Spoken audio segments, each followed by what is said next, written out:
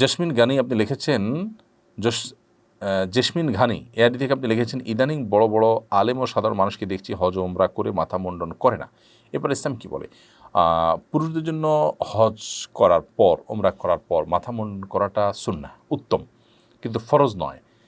অতএব কেউ যদি না করেন, হতে পারে তার অ্যালার্জি জনিত কোনো সমস্যা আছে, হয়তোবা তার অন্য কোনো অসুবিধা আছে, কিংবা তিনি ইচ্ছাকৃত কোনো কারণ ছাড়াও যদি এটি না করেন, তাহলে সেক্ষেত্রে তিনি কোনো গুনাহগার হচ্ছেন না কিন্তু।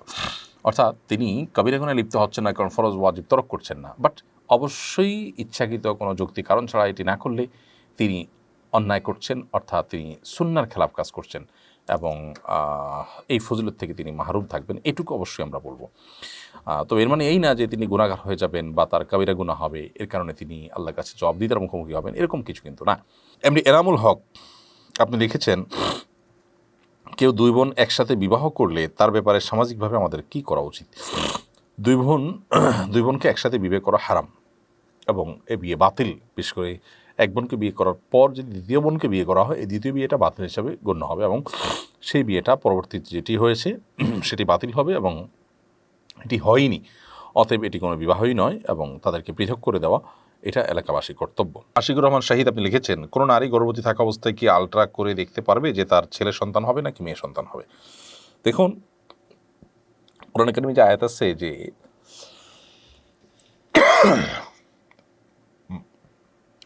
মায়েদের গর্ভে কি আছে সন্তান, সে কি ভালো না মন্দ, ছেলে না মেয়ে, এই বিষয়গুলোর এলিম একমাত্র আল্লাহ তাআলার কাছে। এই আয়াতের দ্বারা উদ্দেশ্য হলো যে একেবারেই যখন গর্ভের সন্তান আসে, ঠিক প্রথম দিককার কথা বা আসারও আগের কথা, কি আসবে সে বিষয়ের কথা। বাকি একটা পর্যায়ে মানুষের কাছে এটা স্পষ্ট হওয়া, সেটাই আয়াতের পরিপন্থী কোনো বিষয় নয়। অতএব কোনো বাবা মা যদি গর্ভস্থ সন্তান ছেলে না মেয়ে এটা জানার চেষ্টা করে, সেটা মৌলিকভাবে কোনো দোষণীয় বিষয় হবে না, কারণ এটা হলো একটা অনুমান, যে অনুমান করার চেষ্টা করা যে আসলে গর্ভস্থ সন্তানটা কি ছেলে না মেয়ে। এবং এটা যদি বিশ্বাসও করা হয় আলট্রাসোনোগ্রাফির মাধ্যমে যে তথ্য দেওয়া হয়, সেটার কারণে ইমানের কোনো ক্ষতি হবে না। মরিয়াম রোজা আপনি লিখেছেন, গর্ভবতী মায়েরা কি বসে নামাজ পড়তে পারবে? শুধু ফরজ নামাজটা আদায় করলে কি নামাজ কবুল হবে? গর্ভবতী মায়েরা বসে নামাজ পড়তে পারবেন তখন যদি তারা দাঁড়িয়ে নামাজ পড়তে গেলে তাদের শরীরের ভারসাম্য হারিয়ে তারা পড়ে যেতে পারেন, সে আশঙ্কা তৈরি হয়, কিংবা তারা এত অসুস্থ হয় যে বসে নামাজ পড়া ছাড়া তাদের কাছে আর কোনো অপশন না থাকে, এরকম যদি পরিস্থিতি থাকে, তাহলে সেক্ষেত্রে তখন তারা বসে নামাজ পড়তে পারবেন।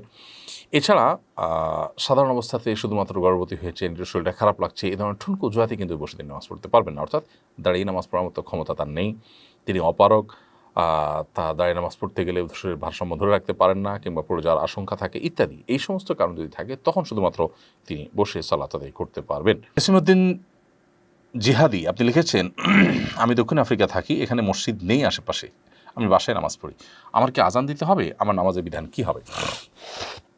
আপনার আশেপাশে মসজিদ নাই, বাসায় নামাজ পড়ছেন, আপনি চেষ্টা করবেন আশেপাশে কোনো মুসলমান থাকলে খোঁজ খবর নিয়ে তাকে দাওয়াত দিয়ে আহ্বান করে তার সাথে জামাতে নামাজ পড়ার, হোক সেটা দুজন মিলে, এবং এই উদ্দেশ্যে আপনি আজান দিবেন যে আশপাশে কোনো মুসলমান থাকলে তারা শুনবে, আসবে।